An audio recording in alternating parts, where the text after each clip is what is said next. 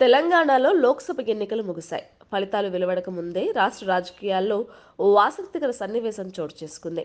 మంత్రి పొంగులేటి, కాంగ్రెస్ ఎమ్మెల్యేలతో పాటు బీఆర్ఎస్ మాజీ ఎమ్మెల్యే పైలట్ రోహిత్ రెడ్డి ఒకే ఫ్లైట్లో కొచ్చిన్ వెళ్లడం తెలంగాణ పాలిటిక్స్లో హాట్ టాపిక్గా మారింది. ఈ వీడియో బయటకు పొక్కడంతో సోషల్ మీడియాలో వైరల్ కావడం చర్చనీయాంశంగా మారింది. పైలట్ రోహిత్ రెడ్డి కారు దిగి త్వరలో అధికార కాంగ్రెస్ కండువా కప్పుకుంటారా అన్న ప్రచారం సాగుతోంది. పార్లమెంట్ ఎన్నికలు ముగియడంతో పలువురు మంత్రులు, ఎమ్మెల్యేలు, ఎంపీ అభ్యర్థులు టూర్లకు వెళ్తున్నారు. ఎన్నికల్లో బిజీగా గడిపిన వారు ప్రశాంతత కోసం విహారయాత్ర, తీర్థయాత్రలకు వెళ్తున్నారు. కుటుంబంతో కలిసి హాయిగా గడిపేందుకు ప్లాన్ చేస్తున్నారు. ఎన్నికల ఫలితాలకు దాదాపు 2-3 వారాలు ఉండడంతో సరదాగా గడిపేందుకు ఇంట్రెస్ట్ చూపుతున్నారు. మరికొందరు దైవ దర్శనానికి వెళ్తున్నారు. మంత్రి పొంగులేటి మంగళవారం శబరిమలై వెళ్లారు.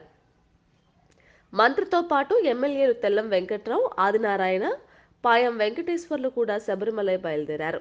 వీరంతా ఇండిగో విమానం ఎక్కారు. అయితే ఆ విమానం సాంకేతిక లోపంతో ప్రయాణం ఆలస్యమైంది. టేకాఫ్ కోసం రన్వేపై ఫ్లైట్ దాదాపు గంట పాటు నిలిచిపోయింది. దీంతో విమానంలో ప్రయాణికులు వేచి చూస్తున్న వీడియో సామాజిక మాధ్యమాల్లో వైరల్గా మారింది. ఆ వీడియోలో మంత్రి పొంగులేటి, కాంగ్రెస్ ఎమ్మెల్యేలతో పాటు బీఆర్ఎస్ నేత పైలట్ రోహిత్ రెడ్డి ఉండడం రాష్ట్ర రాజకీయాల్లో చర్చనీయాంశంగా మారింది.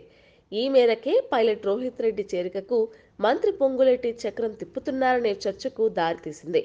అయితే పైలట్ రోహిత్ రెడ్డి 2018 ఎన్నికల్లో కాంగ్రెస్ అభ్యర్థిగా తాండూరు నుంచి పోటీ చేసి విజయం సాధించారు.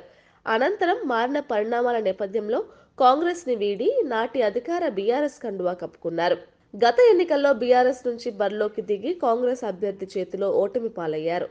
దీంతో తెలంగాణ బీఆర్ఎస్ పరిస్థితి బాగులేదు కనుక పైలట్ రోహిత్ రెడ్డి మళ్లీ సొంత గూడైన హస్తంగూటికి వస్తాడా అన్న వార్తలు గుప్పుమంటున్నాయి. దీనిపై ఇంకా అధికారిక ప్రకటన రాలేదు. మరిన్ని అప్డేట్స్ కోసం మా కాయ్ టీవీని సబ్స్క్రైబ్ చేసుకోండి. మా వీడియో కనుక మీకు నచ్చినట్లయితే లైక్ చేయండి, షేర్ చేయండి. మీ విలువైన అభిప్రాయాలను కామెంట్ బాక్స్లో తెలియజేయండి.